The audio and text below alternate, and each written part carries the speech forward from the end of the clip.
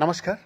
बीच news 24/7 में आप सभी को सुस्वागतम खुशामदी। दर्शक, वक्फ संशोधन अधिनियम 2025 की वैधता को चुनौती देने वाली 73 याचिकाओं पर सुप्रीम कोर्ट में आज की सुनवाई पूरी हो गया है। Chief justice Sanjeev Khanna, justice Sanjay Kumar और जस्टिस के.बी. विश्वनाथन की 3 सदस्यों पीठ ने वक्फ बोर्ड में गैर मुस्लिमों के मामले को लेकर सरकार से बड़ा सवाल किया है। कोर्ट ने पूछा, क्या वो मुसलमानों को हिंदू धार्मिक ट्रस्टों का हिस्सा बनने की अनुमति देने के लिए तैयार है? कोर्ट ने वक्फ कानून को लेकर कोलकाता में हो रही हिंसा पर चिंता भी जताई। अब इस मामले में अंतरिम आदेश पास करने पर गुरुवार दोपहर 2 बजे सुनवाई होगी।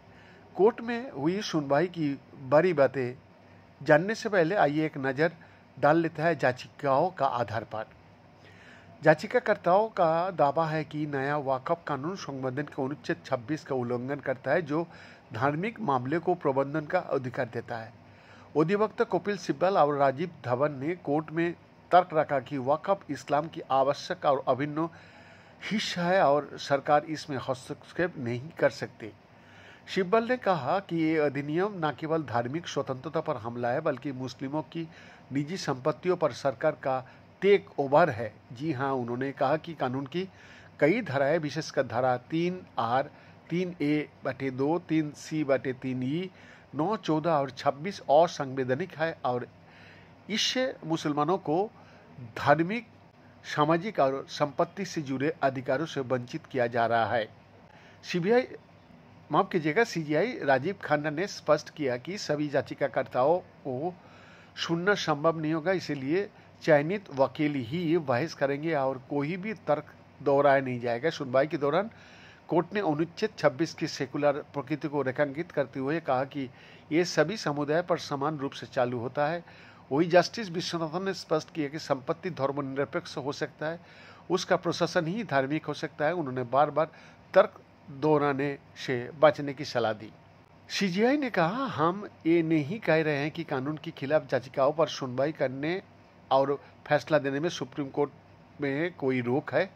जस्टिस खन्ना ने कहा कि हम दोनों पक्ष से 2 पहलुओं पर विचार करने के लिए ये कहना चाहता है। पहला, क्या इस पर विचार करना चाहिए या इसे हाईकोर्ट को सौंपना चाहिए। दूसरा, संक्षेप में बताया कि वास्तव में क्या आग्रह कर रहे हैं और क्या तर्क देना है।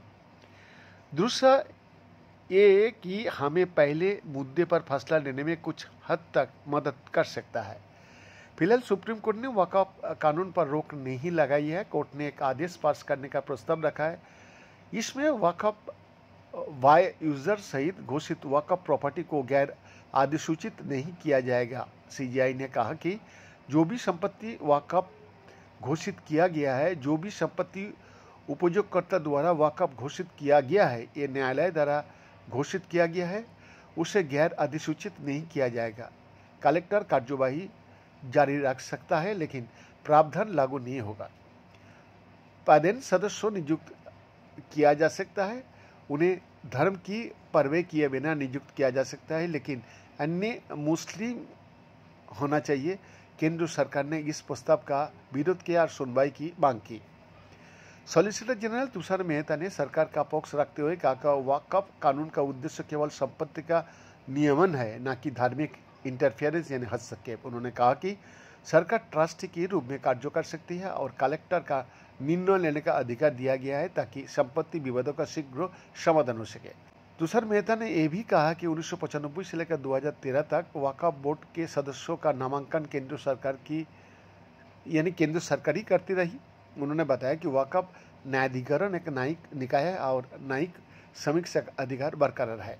कपिल सिब्बल के प्रमुख तर्क धारा 3R वक्फ की परिभाषा में राज्यों का हस्तक्षेप असंवैधानिक, धारा 3A/2 महिलाओं की संपत्ति के अधिकार में दखल, 3 यानी धारा 3C सरकारी संपत्ति का स्वतः वक्फ ने मानना, 4 धारा 14 वोट में नामांकन से सत्ता के केंद्रीकरण, धारा 36 बिना पंजीकरण को भी संपत्ति का धार्मिक उपयोग संभव, धारा 7A और 61 न्यायिक प्रक्रिया में अस्पष्टता।